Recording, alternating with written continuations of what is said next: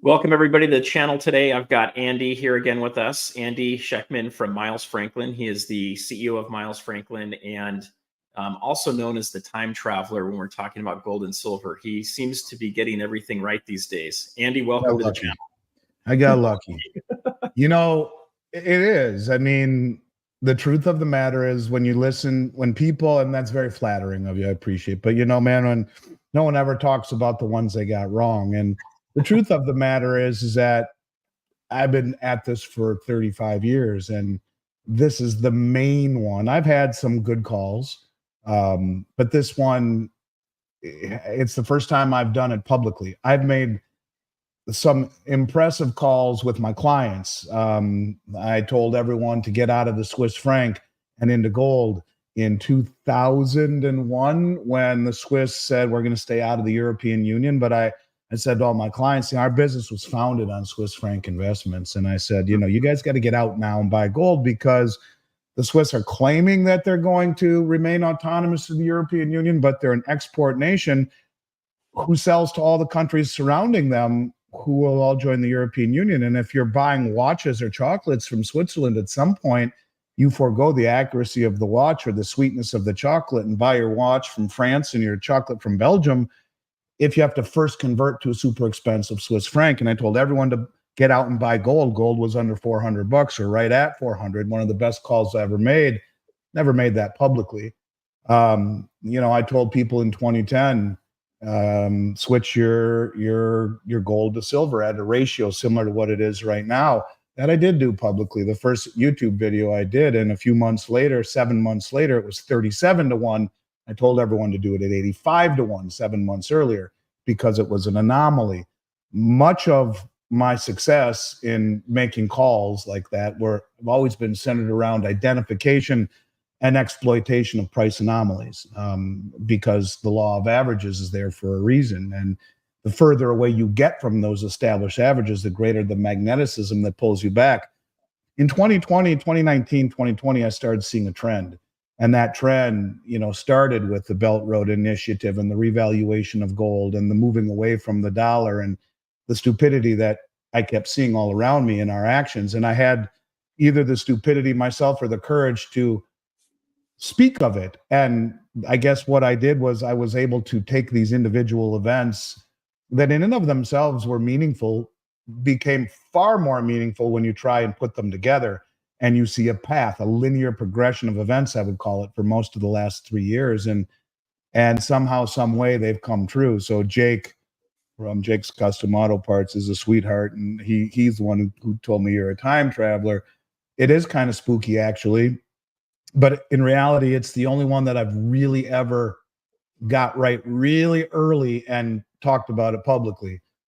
To me, it's frightening because where this ultimately goes, if the path leads to where I think it could lead, leads to some scary realizations. But I guess the story is yet to be finalized. There's still a couple of chapters left, but it's been fun talking about it and giving it some sort of a chronological order, but I guess we'll see where it ultimately goes. A lot will be more visible, I guess, in the next few weeks with the BRICS meeting.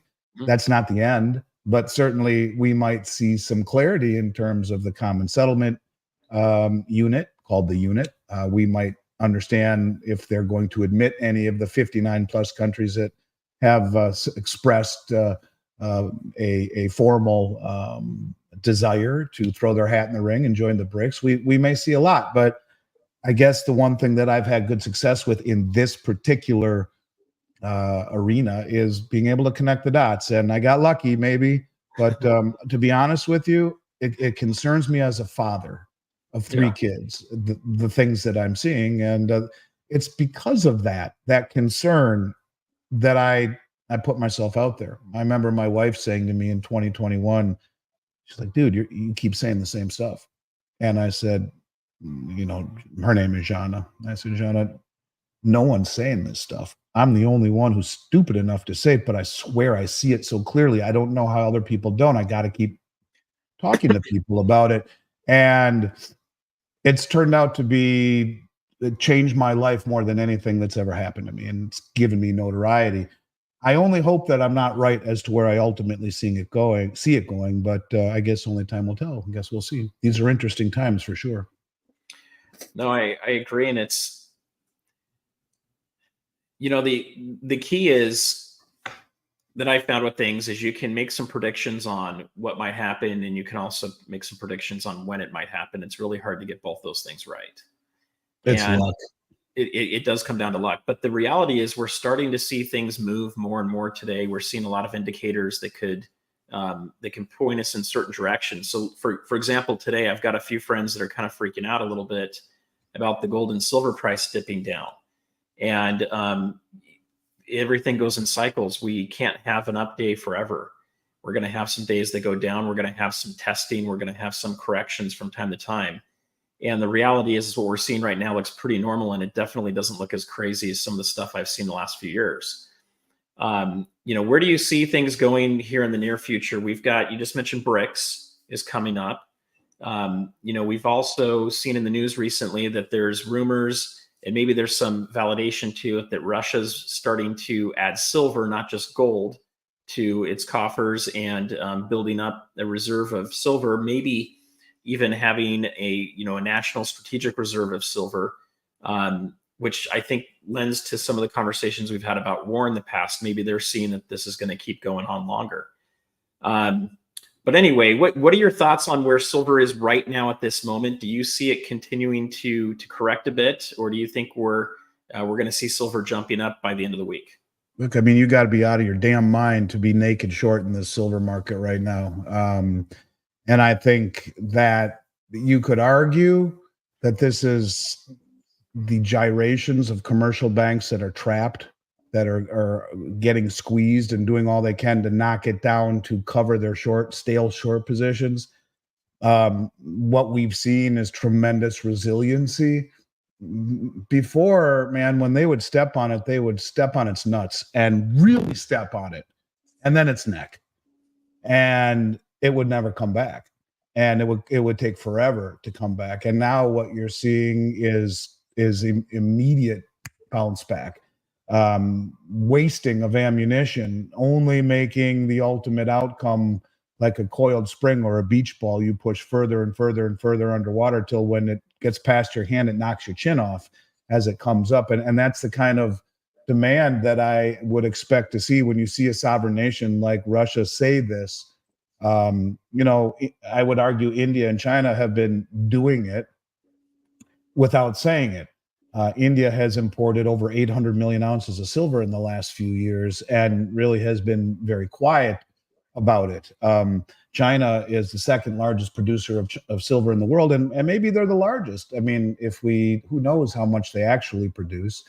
But now, as we've talked about on your show, they're flying all around the globe and buying concentrate and doré bars, largely in Latin America, from the miners directly, disintermediating the marketplace, the commercial banks, and the exchanges, which provides cover to their acquisition, paying double what the West will pay for unrefined sludge, in essence, and bars that are crudely refined by the miners before they get full refined by the refineries. And that is indicative of the demand for silver. The Citibank, their lead analyst, Max Layton, he says, look, silver's up 35% so far this year. It's leading the silver or the metals complex, but that they expect it over the next 3 months to $35 and 38 or higher over the next 6 to 12. To me, those are conservative, very conservative. But this is a game that won't end well. You can't trade 2.9 billion ounces of silver per day in London, which is 3.5 times annual global mine supply, on this leverage, ridiculous scam of an exchange, without running into some serious problems when you have these sovereign nations standing for delivery. In the month of August, 8.1% of the entire silver float in London was delivered. So the only reason they're able to get rid of or get away with this, in years past, they got away with it because the countries that are now draining the exchanges, using our suppression against us, who are now wise to the game and therefore quiet to the stupidity of the West, keep it as quiet as long as they can and just pickpocket whatever they're stupid enough to short, was they weren't coordinated or sophisticated or motivated enough to do it. They are now, and that's how they win, where 8% is delivered off the exchange, where this is a continuation of what we're seeing all around the globe. So ultimately, silver goes higher than anyone thinks possible. When you add into it, for the first time, a government officially saying it will be part of our reserves, this is a big deal. And these countries understand that gold and silver represent far more than commodities. They represent far more than strategic metals and monetary metals. They represent the Achilles heel to the West. You don't have to get into a hot war with the United States to severely cripple us, and that would be by draining all of the world's commodities that are traded on these exchanges that the Western banks have been stupid enough to naked short to a degree that it will pull them down if they are unable to meet delivery requirements or delivery requests, rather, and could start to spiral into other areas of the whole entire banking complex. So the issue here is that these exchanges have always allowed for delivery. No one ever stood for delivery, but now these nations are standing for delivery. And so rather than being bummed out that things are on sale, because your friends have probably been at this long enough to have, my parents have this dog, and this sweet dog, kind of getting old, but the dog was found at a shelter, and it was obviously beat, and I think by women, because it likes me, likes my dad, likes my mom, but anytime another woman comes near it, it goes like, it literally freaks out. And I think someone beat the shit out of it constantly. And so anytime someone, especially women, who probably was the person doing this to the poor dog, the dog gets PTSD. Well, that's like your friends. And if you've been at this game long enough, PTSD is normal. It's a market that they have rigged in a way that is counterintuitive to logic. It's kind of like wars. Every time there's been a war that has broken out, gold and silver and oil get slammed down. It was like a deal, an unspoken deal with our allies. And that would be to, pump more oil, or to suppress the price of oil, or to suppress the price of metals. And all of the Western G7 nations went to work in coordination to do that, instead of freaking people out that, oh my God, we're at war again. It's Desert Storm, and God only knows what's going to happen. And gold should be flying, but it's down. Oil should be flying, but it's down. It was this unspoken agreement, if you will, almost that with our allies, I think, that kept calm in the marketplace. And this is changing. It's as if this is changing, and that it's almost every country for themselves. This unspoken rule isn't really in place any longer. What I'm getting at is that if you've been at this long enough, and even though things are changing, you've been disappointed, where logic and outcome have been inversely correlated, and the price action is maddening. So people are like the dog, are expecting the next shoe to drop. But when the world is accumulating the physical product the way that they are, this falls right into the hands of the rest of the world. And that's why they're not bitching, because they're the ones buying it. But when you see the cumulative volume on the Shanghai Metals Exchange over the last 6 months increase roughly 400%, surpassing COMEX, these are little steps in the process, because they will reach a point where the Western price is so full of shit that it switches to Shanghai, it switches to Dubai, it switches to Moscow, these exchanges, which are gaining volume and credibility and legitimacy, and they will start to set the price. But this is falling right into the hands of those that are standing for delivery. So this is not something to be bummed out about.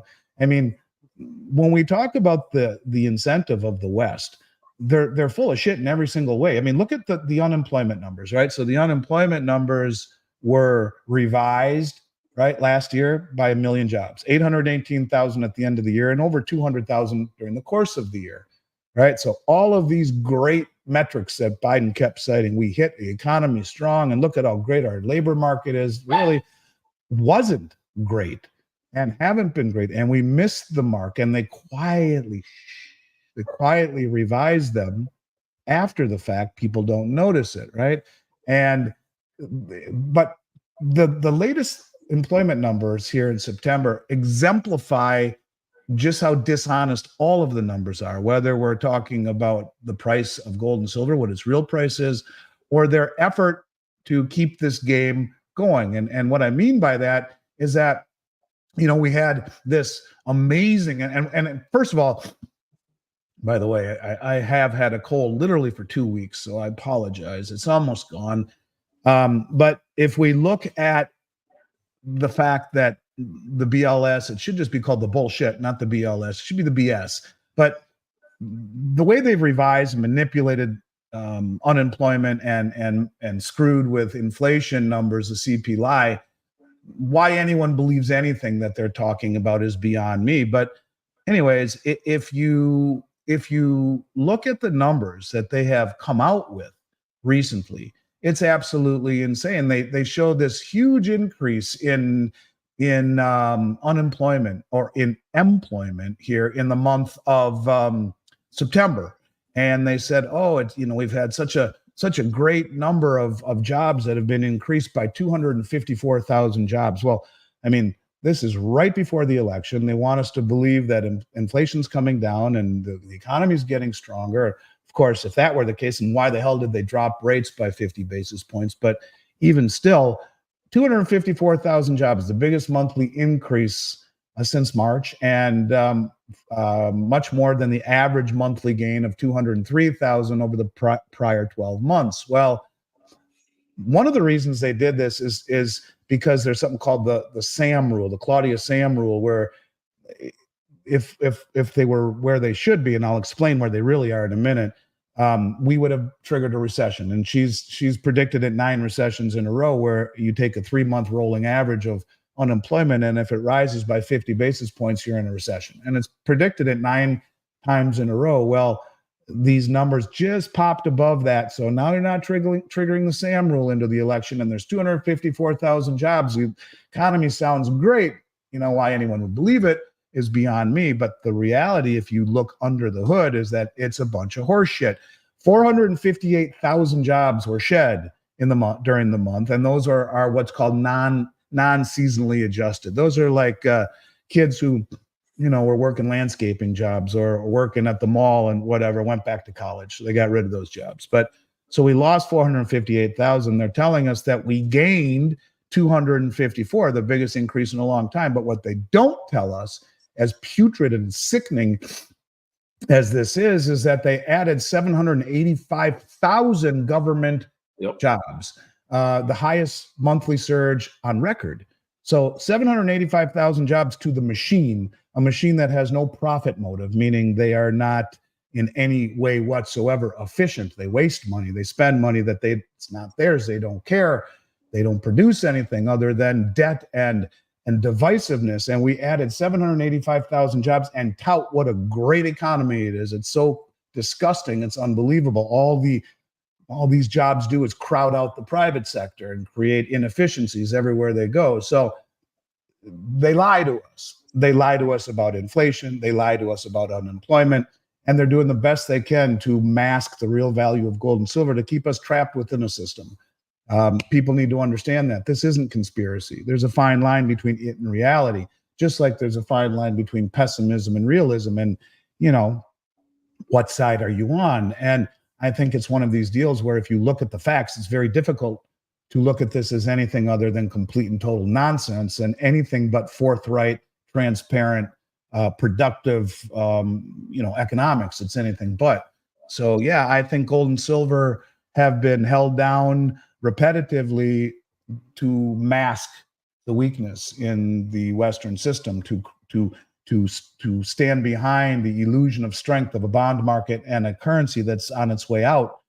And this is what they do. But see, they're stupid because the rest of the world is saying, okay, go ahead and do it. We are now sophisticated, coordinated, motivated, and wealthy, and we will indeed stand for delivery. So thank you. And that's what they're doing. So don't fall for it.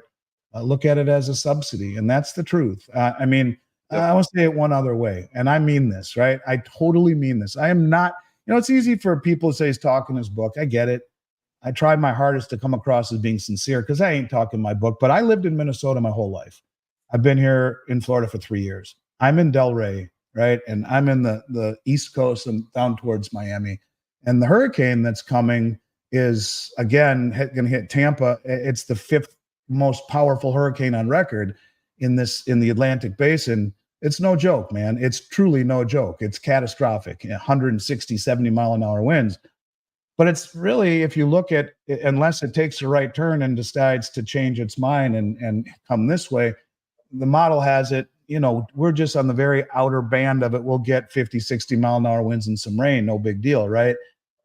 It's still not great, but not what they have in store for them in St. Petersburg and Tampa. And I just want to say my prayers and thoughts, and my heart goes out to all these people who have already had to deal with the last hurricane, just like what happened in North Carolina. This is the last thing we need. But my point is this: I'm not used to this stuff. And in a part of Florida that is supposed to really not get walloped, I went to Costco yesterday. I couldn't get within almost a quarter mile of it, as cars were lined up down the street for at least a quarter mile, if not more. And then I went to Publix, and there's a Publix on every corner in this state, it seems. I mean, they're everywhere.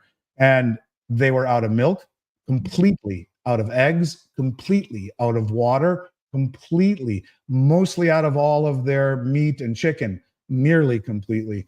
I mean, I've never seen anything like it. And it was very frightening and very concerning. And I use it as it's emblematic of people who wait until they see something coming before they attempt to prepare.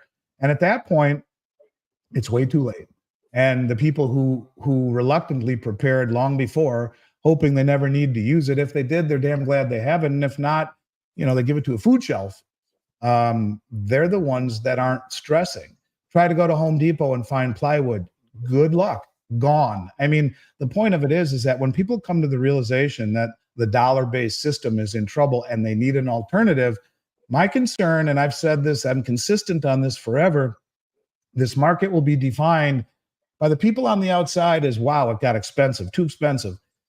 The people who are trying to buy it, it will be defined, and the people on the inside of this market, it will be defined by a massive difficulty, borderline of inability to acquire it in any meaningful manner, with any expediency. And I think that's kind of emblematic of what the grocery stores and Costco look like in the just-in-time world we live in, for people who react late instead of do it proactively. So those prices, when they finally reflect reality, when they are let go to run to the upside, when the people around the globe who are standing for delivery, where 8% of 300 million ounces was delivered in 1 month in August, that kind of volume, these are the people that are psyched that the paper price, which is completely detached from the physical demand globally, gets knocked down. Great. We'll stand for delivery. Thank you very much. And it's like going into a store to buy something that you've wanted for a while and get pissed off that it's on sale. You shouldn't. Granted, I understand the frustration because of its counterintuitiveness and the fact that the world is scary, and gold and silver sometimes don't corroborate your sentiment.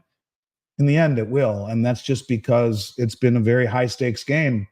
You see, gold and silver are not commodities like they want us to believe. They are the antithesis to the system, and rising gold and silver signals. It sounds the alarm. It's the canary in the monetary mine shaft that signals, no, things are bad. And if you're going to maintain this illusion, well, the first place to knock down the canary is the futures markets that trade at huge leverage and give them the ability to dissuade and upset your friends and others in this market who get exasperated by the lack of straightforwardness. But there will come a time when the ability of these banks to manipulate the price down, especially in counterintuitive manner, goes by the wayside. My guess, with all the numbers coming out this week, with the elections coming up, this is a short-term correction. It's a subsidy. It's a buying opportunity, and I do mean that. Andy, thank you for all that. I see it the same way personally. So it's interesting. I get a lot of comments when we do these shows together from people, and there's some people that will look at it as, hey, we're talking silver. You have a company that sells silver and gold, and all you're trying to do is pump it. And they're not calling you a pumper. They're just saying, hey, having someone talk about that. But the reality is anytime you go to buy something, you really want an expert that is giving you advice and advising you on that. You still have your choice where you buy from. You still have your choice whether you buy or you don't buy. What I'm looking at right now that's different from a few years ago is a lot of things are lining up today, like you mentioned. It's not just that we've had a ton of inflation. It's not that we just printed a ton of money. It's not that we're starting to see just a capital rotation out of equities into commodities. It's not that we have just had real estate hit an all-time high everywhere in the country, and now maybe the prices are starting to come down a little bit. Also, another capital rotation that's going on. We have all of these global countries and the world banks, basically, all the central banks everywhere are starting to buy and have been buying a lot of gold, but they're starting to look at silver now. And so to your point, I don't see an indicator that tells me that I should be bearish on gold and silver right now. I see every indicator that tells me I should be very bullish on it. And so the reason we have Andy on, guys, and the reason we're doing all of these shows here, really, we want to educate you guys. We want to help you have that information. We want you to be able to look at this, make your own decisions. But we want you to be able to understand what we're seeing out there. And so you're not blindsided, just like Andy brought up the great example of the storm coming. If you never have any extra supplies on you and you only have a couple days worth of food in your house, you've got to be one of those people that runs to the store to go get it. If you had a month's worth of supplies, then you could just not worry about it. You don't have to deal with it. That may not stop you from wanting to go get some more, right? You still want to go get a little bit more if you can beat the crowd. Well, look, you want to be prepared. And to your point as well, YouTube's changed my life in a very meaningful way. And I didn't start out doing it this way, and I've been doing it for 35 years. And it's changed my life because I had the stupidity or the courage to say it publicly. But it's always bothered me. I think the people who say he's talking his book have never owned a business, have never, no one said this to me in 1989 in a one-room office the size of a closet before the internet, struggling to start a business. No one ever said that to me along the way. I get some notoriety on YouTube, and 33 years into a career, I reached this level of success through hard work, and no one gave me anything ever. My parents come from nothing. My dad's middle name is Miles. His friend who lent us 60 grand is Franklin. We come from nothing. I am the American dream, 1000%. I didn't even graduate college. So when you talk about, taking advantage of an opportunity, I always thought I think to myself every time I hear that, and I do hear it, talking his book, it's, you've never owned a business, because I don't understand why people can't have a business and have good intentions at the same time and build something that they're proud of, their families are proud of, their kids are proud of. And enough on that. But in terms of the central banks, I wanted to talk about Poland for a moment. Yeah, let's do it. They've been a large purchaser of gold over the last couple of years. And there's a man named Adam Glapinski. He's the head of their central bank, who's caught my eye on a few things that he said. And I may have mentioned this to you before, but I'm going to read it to everyone again so you understand the way that when we speak of crumbs, I've been able to put these crumbs together. And I think a lot of these people some of them are good people. Some of them have, I think, conflict in the way things are playing out, and they want to drop some crumbs for people to interpret. I do believe that. And there have been a lot of crumbs dropped along the way. Poland has been one of the largest purchasers of gold over the last couple of years, and they've actually accumulated 420 metric tons of gold, and it puts them in an exclusive club amongst the world's largest gold holders. I think they have more than the European Union right now. And he says his plans are to have 20% gold holdings, and which is interesting too, because in terms of being more than the European Union has cumulatively, in the respect that gold is now taken over globally as the second most held reserve in central bank holdings, surpassing the euro, which is interesting, and first time since the European Union has been, or the euro currency has been in existence. But he has publicly said that his plans are to reach 20% of the country's foreign exchange reserves in gold. And they asked him, not too long ago why they're accumulating so much gold. What's the purpose? And the answer is very shocking, if you ask me. And is this a crumb? Kind of seems that way to me. And, I'll let you decide for yourself. And I may have read this on your show once because he said it 6, 8 months ago. But now that they're in the news again, buying gold again and saying we want it to be 20% of our reserves, which is a lot. Let this sink in for a moment. Yeah, He says, the question is, why does the central bank own gold? And he says, because gold will retain its value even when, now get this, someone cuts off the power to the global financial system, destroying traditional assets based on electric accounting records. Of course, we don't assume that this will happen, but as the saying goes, forewarned is forearmed, and the central bank is required to be prepared for even the most unfavorable conditions. This is why we see a special place for gold in our foreign exchange management process. After all, gold is free from credit risk and cannot be devalued by any country's economic policy. Besides, it is extremely durable and virtually indestructible.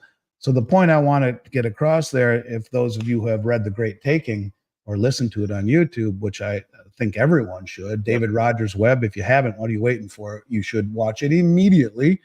You have a central banker here saying when someone shuts off the power to the global financial system, destroying traditional assets based on electronic accounting records. Now, is that a crumb? You tell me. When I hear a central banker say shit like that, it only reinforces everything that I have ever said and makes me feel as though that there's much in store for a system that is wickedly over-leveraged and undercapitalized. This Keynesian experiment is coming to its end. And is there a reset in store for us? And what does that reset look like? Is it an EMP that renders everything fried just like that? How fast do you get it? How fast do you put the pieces back together? Who's got their records and paper? I mean, it was digital. Do you take the time to print out your statements? Do you have records of them? All of that kind of stuff. You wonder, what does it look like? God forbid, maybe it never happens. Like he says, we don't expect it to happen. But I would say to you that owning gold and silver in this crazy world that is spinning faster and faster, I call it like a quickening. I'm 54. Maybe back in the day, there was no internet when I started this company. Maybe information didn't disseminate as fast, but it just seems like there are things to talk about every single day that would have been massively newsworthy years before. And now it's every day. And it just is part of the fabric, just blows away and over your shoulder and it's gone. This is one of them. And I just think people should understand that, to me, these are very, very, very interesting, dangerous times where central bankers are saying, yeah, the power to the system gets cut off, electronic accounting records, you better have something real. And I look between the lines on that, and maybe I'm finding something where there isn't, or maybe I'm not. I'll let you all decide for yourselves, but I just thought it'd be interesting to mention that. Well, I have gone to all paper statements with my banks and my brokerage accounts. And, every time I log in digitally, they try to take that away and get me back to paper. And I am paying a few bucks a month to do that. But to your point, if something does happen electronically, I've got at least a record that's on their letterhead. Like the people at Bank of America the other day, their account said zero. Of course, their debt didn't say zero, their loans didn't say zero, but their assets did. What are you going to do when that happens? How do you go back and say, no, wait, what do you mean? I had all that money in there, really? And I'm look, this probably ain't going to happen, but the point of it is that to hear a central bank say that kind of floored me a little bit. A central banker say that, and I think it's worth understanding that these are real events in the digital world. And then go look at The Great Taking and read it, listen to it. Go to YouTube. If you don't want to go to thegreattaking.com and download his free book, on YouTube, he narrates it. David Rogers Web, 1 hour. Yeah, and it will freak you out. In the chat, guys. It's very important people check that out and then think about it, about what we're talking about here. But yeah, I really do think that things are going to get exponentially crazier. You got the the head Citibank analyst talking about $35 silver in the next 3 months, 38 over the next 6 months. I think that's conservative. But yeah, I think the silver market represents the best investment I've ever seen in every metric, both geologically and in price and in above ground and below ground inventories. And it just, there are very few things I've ever seen that offer this type of asymmetrical risk reward profile where you have the lowest downside risk with the highest upside potential. There are very few things I've ever seen that exhibit it. So your friends who are a little freaked out, tell them just to hold tight, have strong fingertips, and trust their gut. When it's all said and done, they'll be glad they own it. And thank you for it. I agree. And so I'm going to say one more thing on that, but before I do that, guys, if you have any questions for Andy, we are going to do a Q&A session here at the end. Please type your questions in all caps, and we'll get to that in a minute here. If you haven't done so, hit the thumbs up. And if you like the content you're getting from my channel, as well as from what you're hearing from Andy, please hit the subscribe and the bell icon. That way you guys will be notified the next time we have a live. And right now we'll have another live again next Tuesday, same time. And we're going to do as many shows as we can. As Andy's talking about here, specifically on silver, guys, like silver has not hit an all-time high, not even nominally. And we're way far away from any kind of an all-time high if you look at it based on being adjusted for inflation. There's so much upside to this thing. Yes, it's being manipulated, but they can't do it forever. Things are going to break at some point. I just can't tell you when it's going to happen. So you'll see things in the news. Even the title on this thumbnail said $50 silver. There is a pathway to $50 silver, especially if countries like Russia start buying up a lot of silver. You're going to start to see it moving that way. Will we hit 100? I'm sure we'll hit 100 at some point. I just don't know when that's going to be, guys. But the key is to not buy it now expecting you're going to hit 100. You buy it for the reason of storing your wealth into something that's real, that's tangible, that has intrinsic value.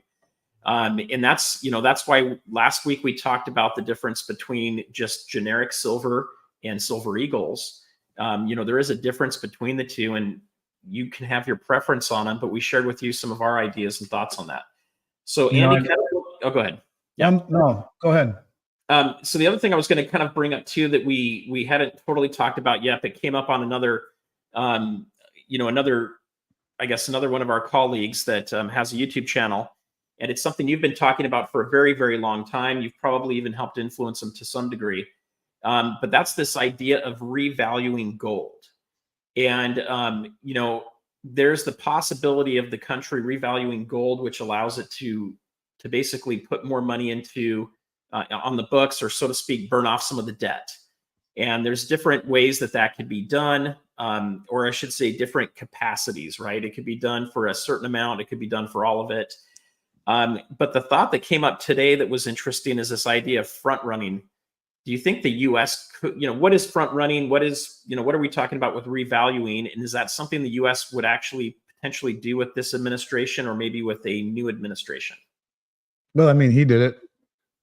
Roosevelt in 33, that's the executive order right there. And he confiscated gold and devalued the dollar by 40%, effectively revaluing gold. Gold is held in every central bank balance sheet in an account that is titled the Gold Revaluation Account. The head of the Dutch National Bank has been talking about this for 2 years, that we should revalue gold and offset our liabilities with our gold. Gold is still valued at the Bretton Woods price of $35 an ounce around the globe, and in the United States, it was valued in the 70s. It was $42.22 an ounce. Don't know why they picked that number, but that is the official price of gold on the U.S. balance sheet.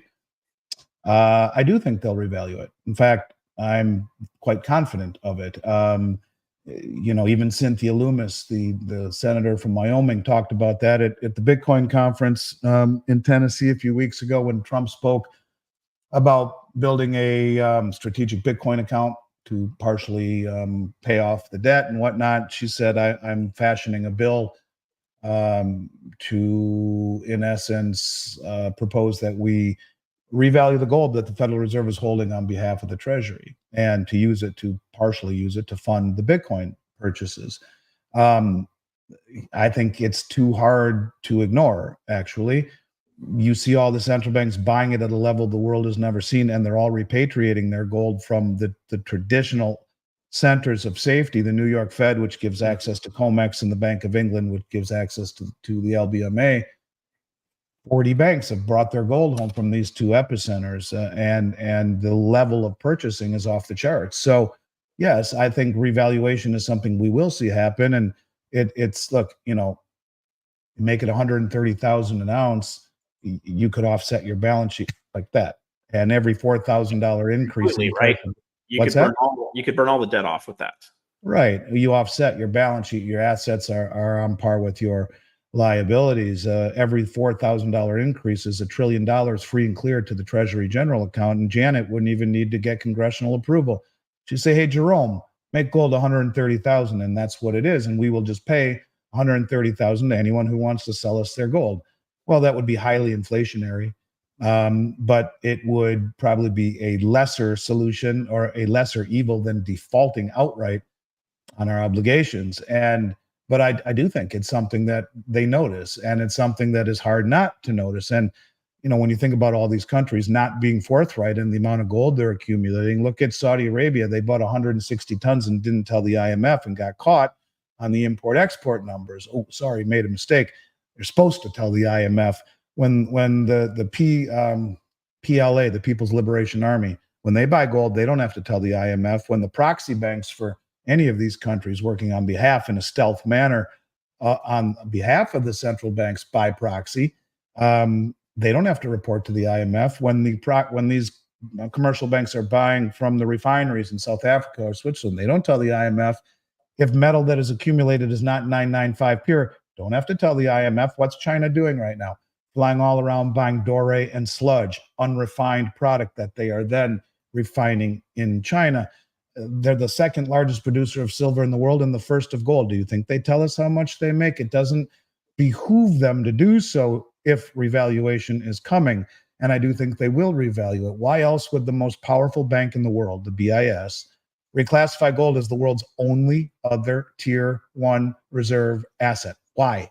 They wouldn't. They don't do things for just shits and giggles. They did it because they know that gold will be a central pivot, a pillar to a new system to inspire confidence again. So all the banks are buying it and repatriating it. The BIS told them to do so, just like they did in 2017 when all of the banks, starting with the German Bundesbank, the Bank of Austria, Hungary, Turkey, Poland, the Czech Bank, they all brought their gold home from the New York Fed. Then those banks bought more gold in 2018 together as a group than they did in the 60 years previously combined, doubled that amount in 2019. And then somehow coincidentally, the BIS said, "Oh, by the way, gold's now tier one, the only other tier one asset." Someone asked me in there, "Do you think silver will be tier one?" No, I don't. But it's strategic. It's needed. It's the same thing. It ain't going anywhere. It will follow gold as it always has. There's a 90% correlation in movement throughout all of history. But gold is money now, and the central banks realize that, and will go to a level through revaluation that nobody thinks possible. And when it gets to that point, it will never come back down because it will be pegged to a new system. Government doesn't need to confiscate gold. They'll just make it so damn expensive no one can afford it. And the few people that have it will represent the pimple on the elephant's ass, and they're not going to care. But the price of gold will be pegged to a new system, would be my guess, 100%. Now, in terms of front running, Mark Moss talked about this, and I love Mark. He's a very smart man, and I agree with him. I've talked about this because, I was interviewed by Michelle McCory a year and a half ago in Vancouver, and on Kitco. I'm proud to say it is the most widely viewed video Kitco has ever posted on YouTube. And she asked me straight up, I'm looking at me, how can the West stop this? And I said, the IMF just published a report. This was in 2023 that said gold as an international reserve currency, a barbarous relic no more, ? That's interesting. And the head of the IMF, Kristalina Georgieva, said, any CBDC that's not pegged to something is fiat. What would you peg it to? How about the only other tier one asset in the world? Gold. Who's buying all the gold? The central banks. Who's repatriating all the gold?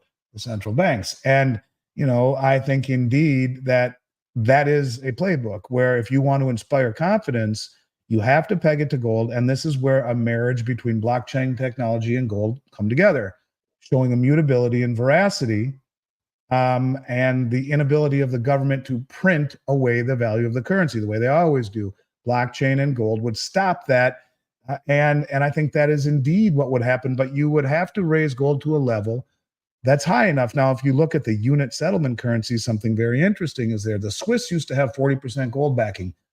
That's how they were able to use monetary policy with the other 60%, but still have a tether to sanity with the 40. Well, what is the unit? 40% gold backing is what they've agreed to in principle.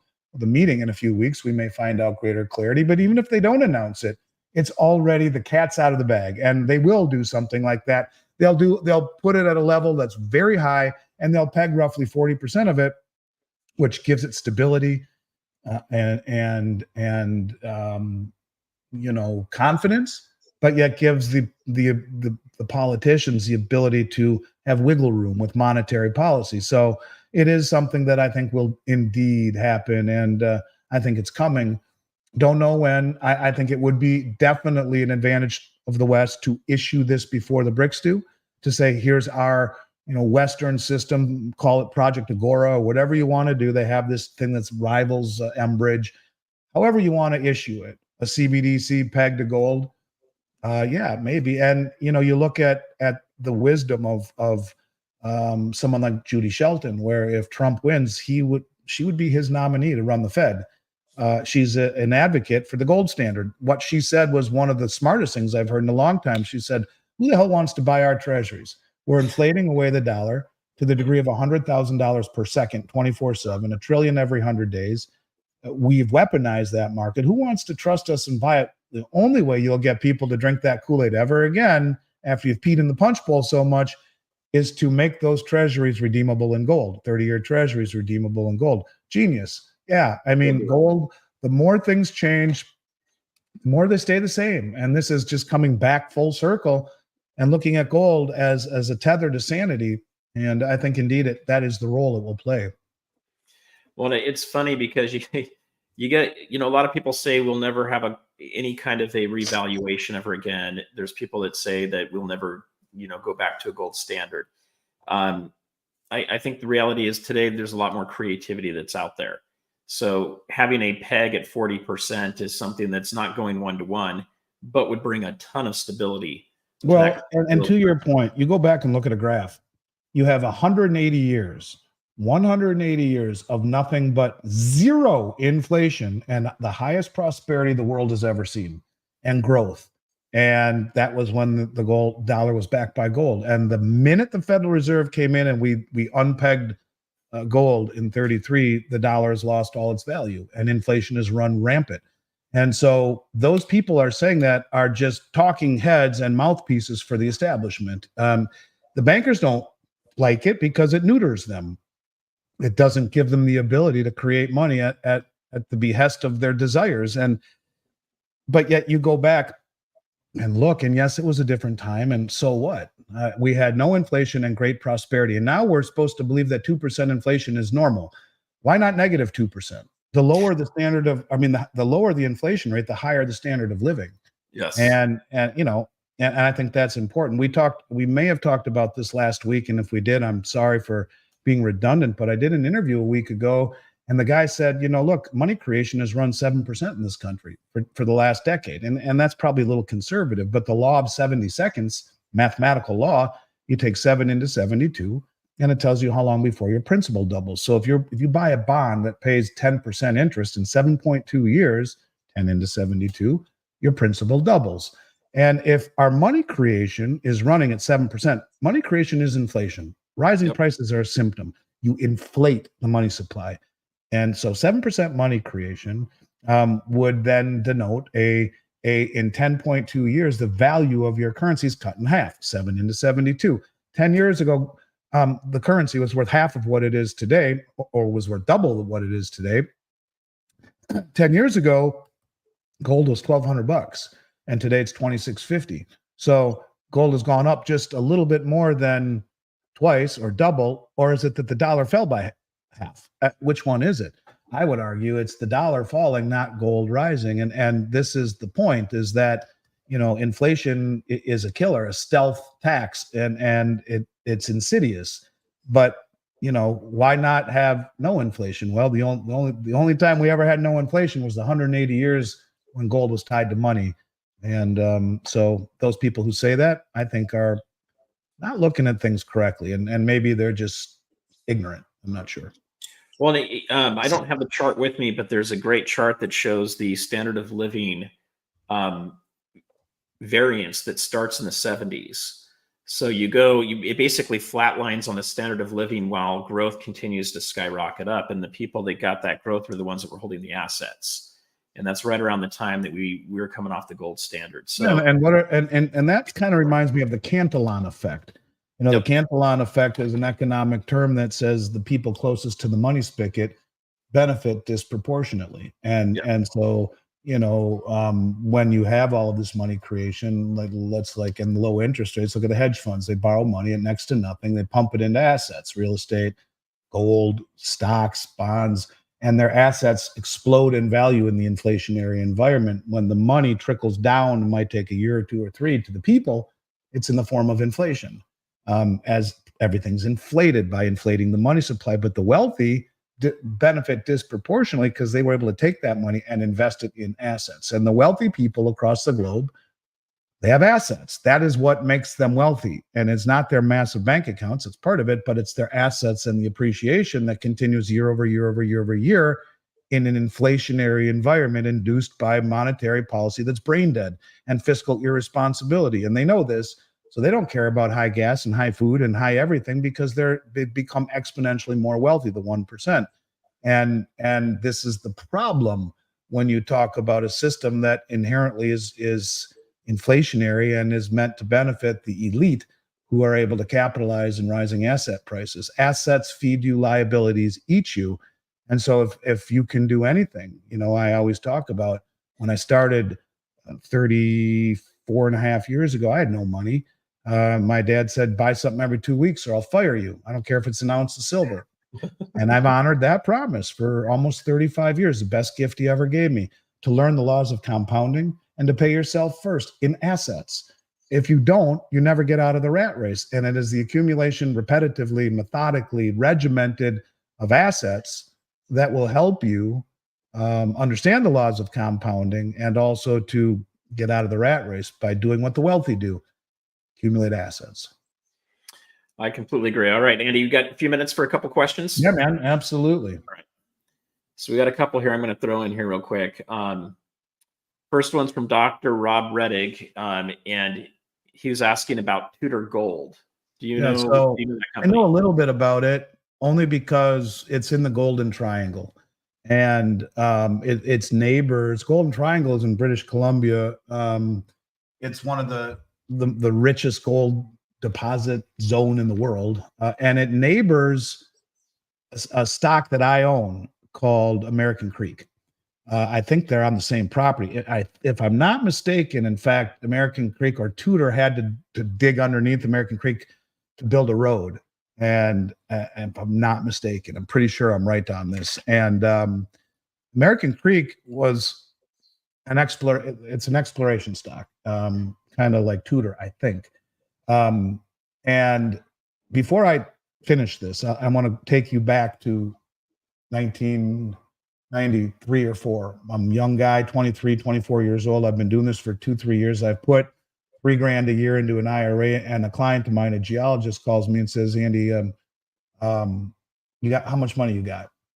I got $9,000. I got nothing. He's like, listen to me, trust me. God rest this guy's soul. He passed. His name was John Tomchek, and John said, put everything you got into Western Copper. It's 6 cents. Okay, whatever, John, I'll do it. Western Copper was an exploration stock that soon changed its name to Western Silver.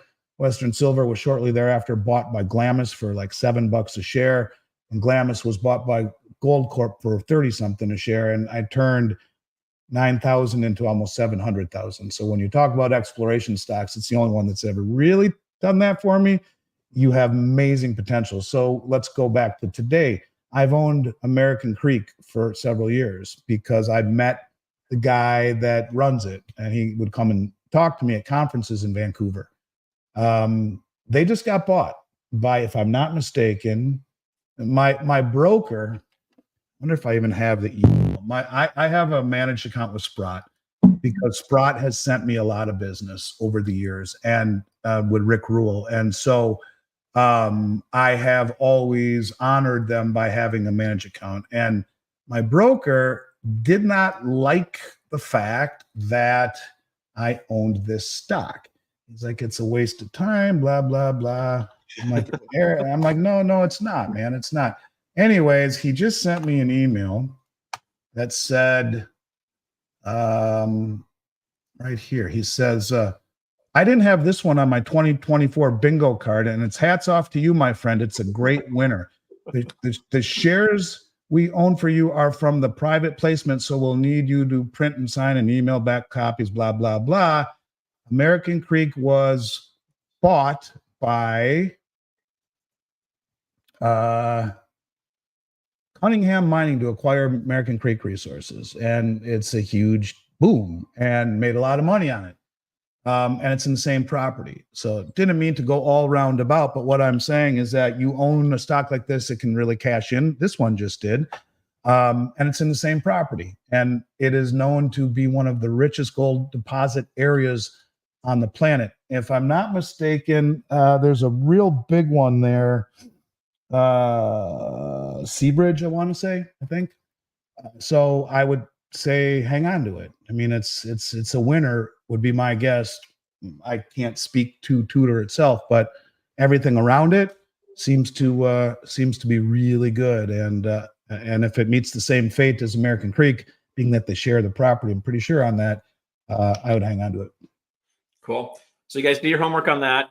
You've got explorations, you've got mining companies, and then you've got the physical that you can hold.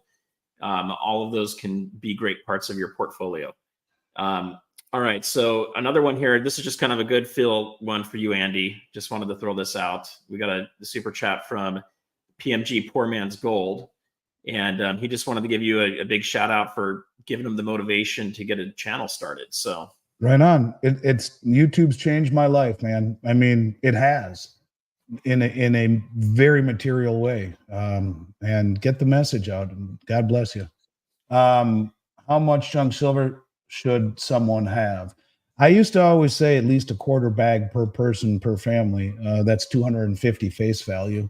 There, I mean, how much insurance should you have? I'm the wrong person to ask. I am not the poster child for Finance 101. I would work backwards, and I would say, what exposure do you want to a system that is dying and is being inflated away, and work backwards from there. So junk silver is arguably the best value in precious metals right now. I mean, it really is. And it's during the pandemic, the only thing more expensive per ounce than junk silver were silver eagles. They were double digit premiums. I'll pay you 2021, 2022, 2023. I'd pay you $12-13 over spot per ounce to buy junk silver, pre 65 dimes and quarters and half dollars.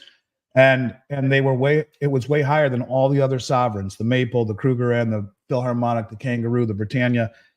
And as everything has settled down over the past 6 months, as people shifted their focus to Nvidia and Apple and missing the ball, junk silver fell, crashed, and is now below all of those coins I just mentioned. It's a damn good value.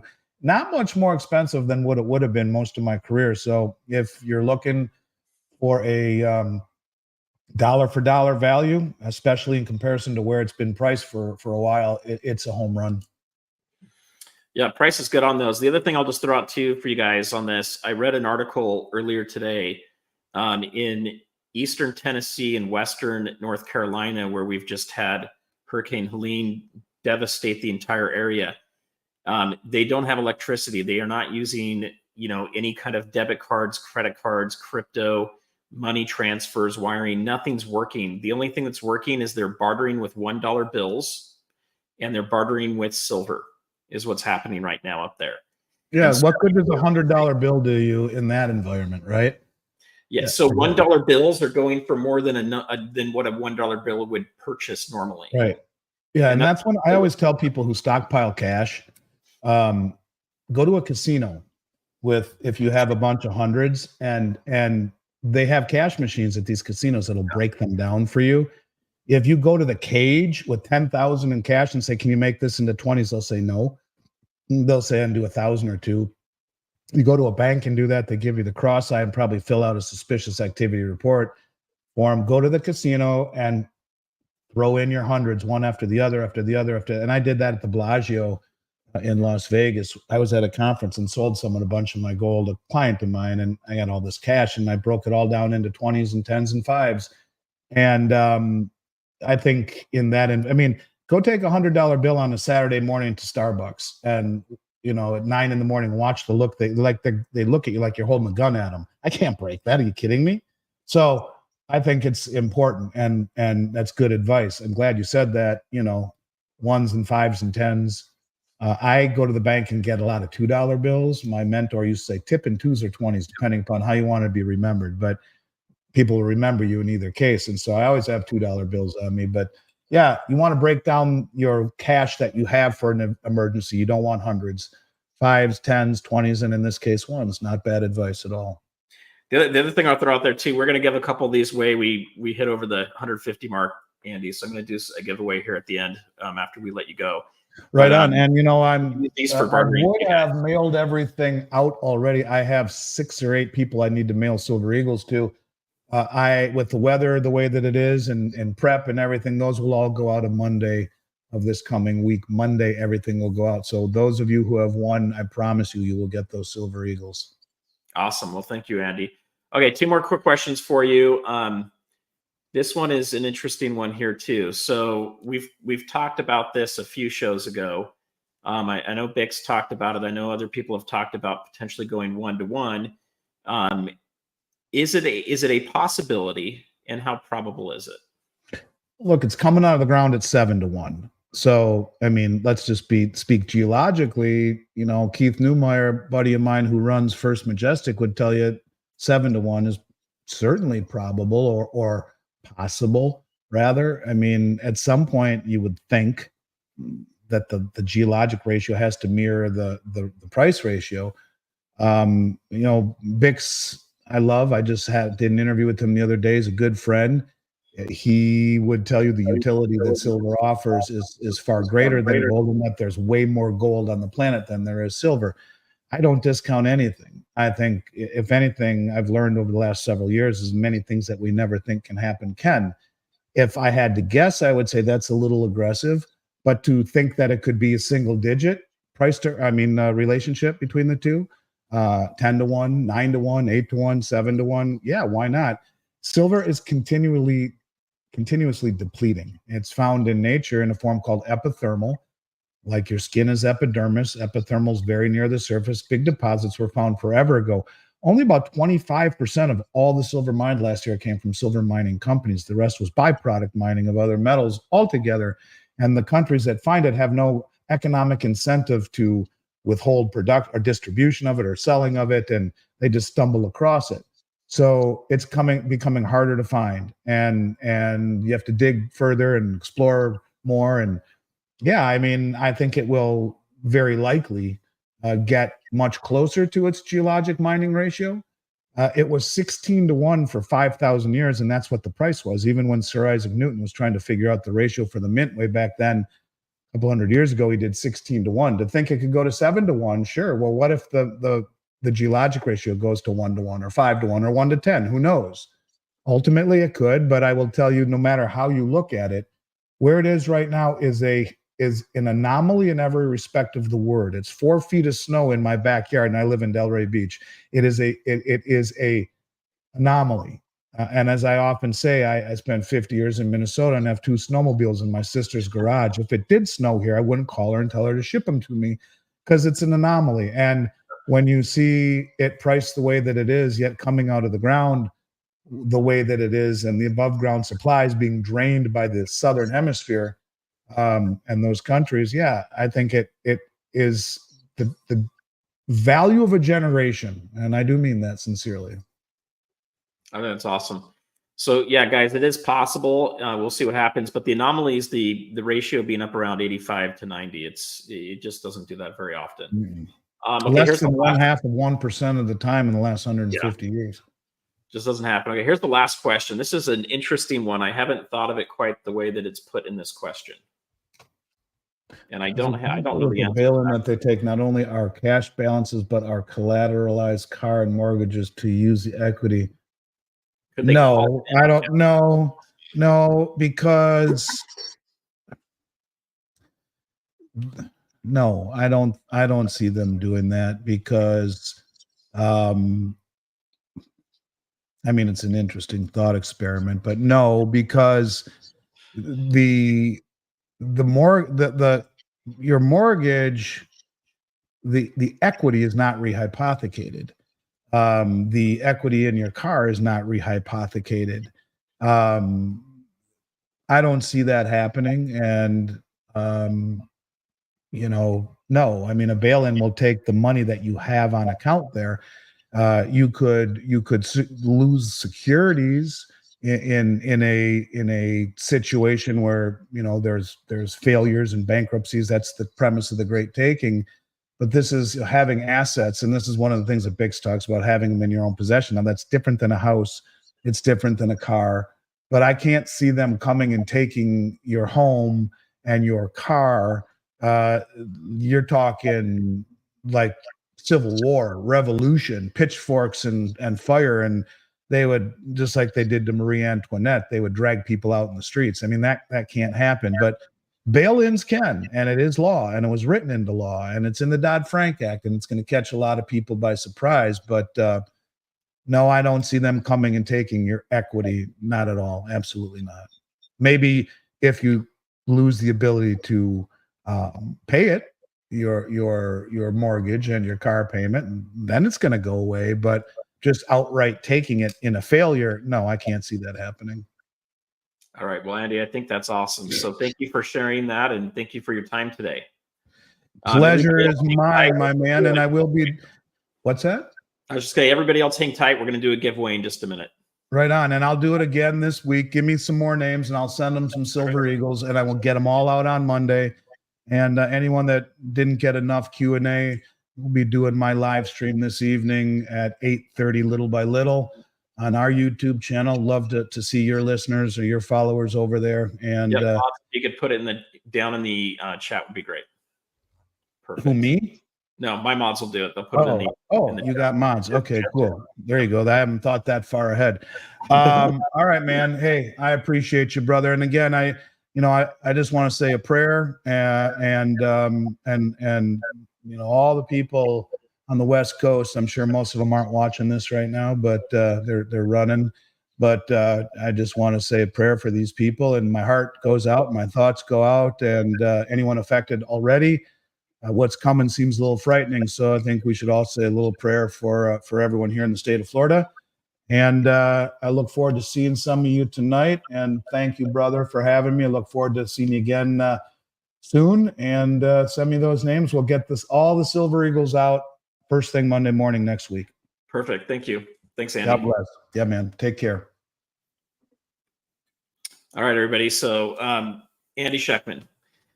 I think we covered a lot of stuff today. That was a great interview. So what we're going to do now real quick is I'm going to put a comment down in the chat here, and you guys are going to go ahead and enter that in, and that'll give you a chance to enter to win some gold backs and also some Silver Eagles. So it's kind of our give back to the community, as well as just trying to help get the word out there for you guys. All right, let me get everything set up here real quick.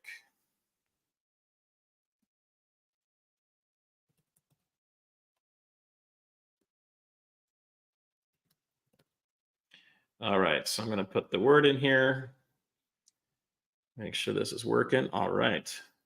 So go ahead and type this in under your name, and that'll give you a chance to enter the giveaway here. And we're going to run it a couple times. So let's go ahead and hopefully you guys are seeing that now. Yeah, should be coming through. All right. And then I'm going to present it so you guys can watch it happen in real time.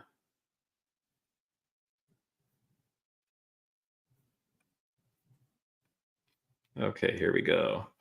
So we got 12. We got 317 people in here. We usually get about 25 to 30 entries, but I want to give you guys a minute here. I know some of you are watching this on the TV. It may be hard to type that in. But for those of you that can, go ahead and put it in. We're going to give you a minute. I'm going to then run it multiple times. We're not going to keep having you put it in. You just need to put it in once.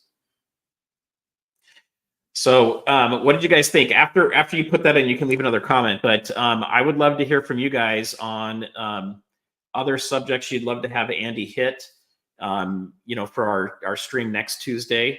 So feel free to leave a comment. Also, email me, stackingsurfer@gmail.com. In the title, just put in Andy interview questions, and we can go ahead and do that as well. And I'm just excited, you guys. There's so much that's going on around gold and silver right now. I know a lot of you are freaking out about the price going down a bit today. We're going to have down days. We're going to have down weeks. We're going to have up days, up weeks. But everything is trending. And so, the reason I picked Stacking Surfer as my channel was I want to help you guys surf the next gold and silver wave that's coming. And the reality is we've got massive waves. These are like the 100-foot maverick waves that are coming in that we're going to have an opportunity to surf. Right now, we've been surfing little waves. And we probably had, I would say gold going from about 1,700 to nearly 2,700 bucks is a decent wave right there. That's like a good 20, 30-foot wave. So there's going to be some great waves in between, and then we're going to have some big killer waves. For those of you that have been stacking this stuff forever and you feel like it's never really going up anywhere, hang in there. We're going to have some good days ahead of us, guys. I don't see any mechanism that takes this way down. There's just too much demand for it. All right, I'm going to give you guys just a couple more seconds. We've got 43 in there. Let's see if we can get 50 in there. I just want to give you guys a chance to do that. So, here's a comment real quick too, just to throw up. 29 is the new 24. I would even say 29 is the new 20, right? And then it went up to 20. 24 was the new 20. 29 is the new 24. So I think it's going to be really hard for silver to go much below that. But we talked about constitutional or junk silver today. That's the stuff that I'm trying to stack as much as I can right now. And, typically my price has been trying to get it between $16 and $18 face. And right now it's going for about $22 to $24 face. And it most recently, some places were even as high as 27. So I'm looking for it to come down a little bit more because I want to accumulate quite a bit more, especially now that I see what they've done from all the damage with Hurricane Helene. People are using their silver to trade. They're probably not doing gold backs. They probably don't have a lot of them in the area there. And they're using $1 bills. At some point, people may decide, I don't want the $1 bills. I'd rather have silver. So that kind of happens. All right, we're going to go ahead and read this. I think we've got everybody in there that wants to do that. And they don't make it anymore either, which is pretty cool. All right, let's go ahead and draw our first winner.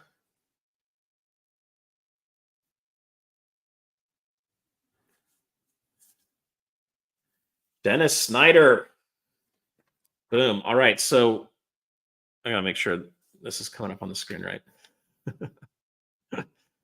So Dennis, I'll be sending you one of these gold backs, and then Andy's going to be sending you out a Silver Eagle. Congratulations.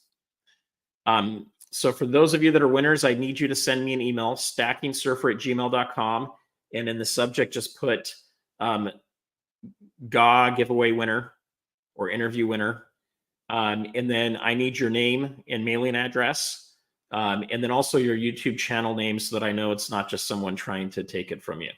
So if you could put that in there, that will help me greatly, and we can send those off this week. And then Andy will get his off on Monday. All right, we're going to draw again.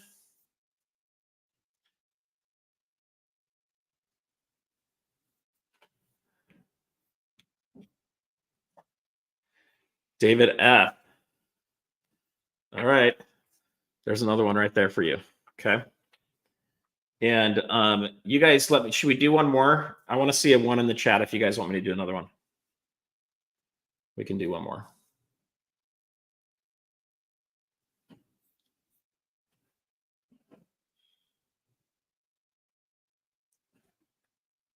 So we'll wait to see your answers real quick. But we've asked Andy about how much silver is in a Tomahawk missile, and he's confirmed from his sources that it's about a monster box worth. So the hard thing to know is how many missiles the country has, how many they're reproducing. but it's a large amount. I believe on our last show we talked quite a bit about it, but it might have been 2 shows ago where we talked about it. But we did talk quite a bit about it recently. How much is potentially being used up in the military? So we can definitely reiterate that on the next show. All right. We got a bunch of ones. It looks like Chad really wants to win. Okay, we'll run it one more time. Okay, let's do this. Okay, here we go. Oh, do you see your names up there, guys? Gals? Oh, you got it. Now people are gonna think it's rigged. All right, there you go. That one's coming down your way too. So there you go. All right. It's all random. It's a random picker. It's not a rigged random picker, guys. I promise. Anyway, I want to thank you guys. Go check out Andy's show tonight. I believe it is. Let me just double check. I think it's at 5 o'clock Eastern. Well, it wouldn't be 5 o'clock Eastern. That would be too soon. I think it's 5 o'clock my time. So it's under Miles Franklin. And it is at 8:30 p.m. Eastern today. So go take a look at that. This is the thumbnail. I don't know if you can see that very well, but that's the thumbnail. But he'll cover some of the same things. You might even get a chance to ask a few of the questions to Andy as well, which can be pretty fun. Yeah, so for those of you that are on here, there's going to be a gold back coming to you, and then there's going to be silver coming to you guys too. So you'll get a silver eagle from Andy as well. Mr. West Texas Stacker, I can't remember who it was. Someone else in here said maybe they'd thrown another gold back. Do we need to run one more time? I'm trying to remember who said that in here.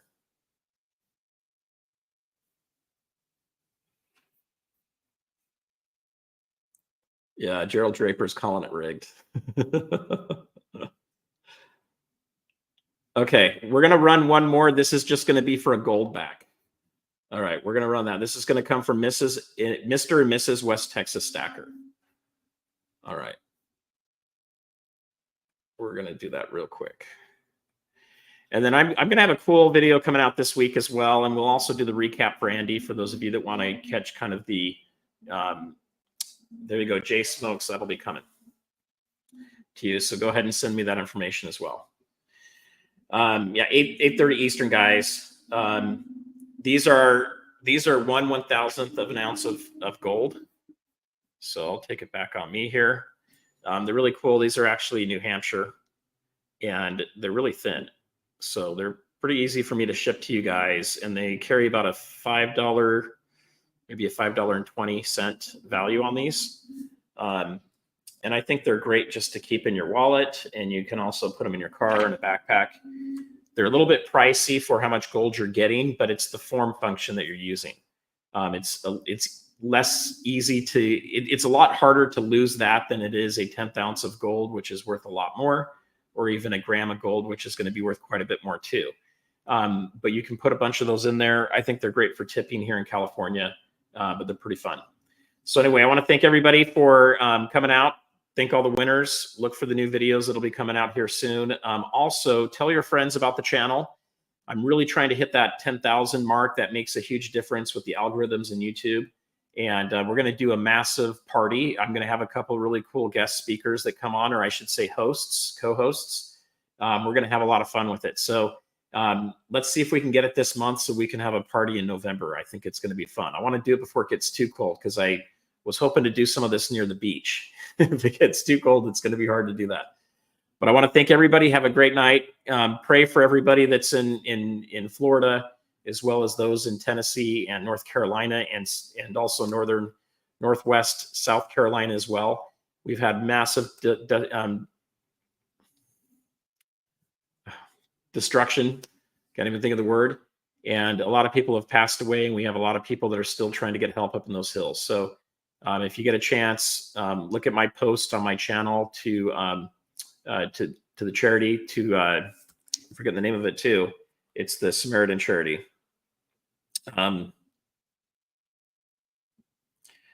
Sorry, guys. It's been a long day, early morning for me already. The Samaritan, I think it's Samaritan's Purse. Yeah, Samaritan's Purse. So you'll see this on my channel here. This is a very highly recommended charity to give to. So not very many people saw that, but that's another way you guys can help. So until next time, peace out and have a great day. Thanks, everybody.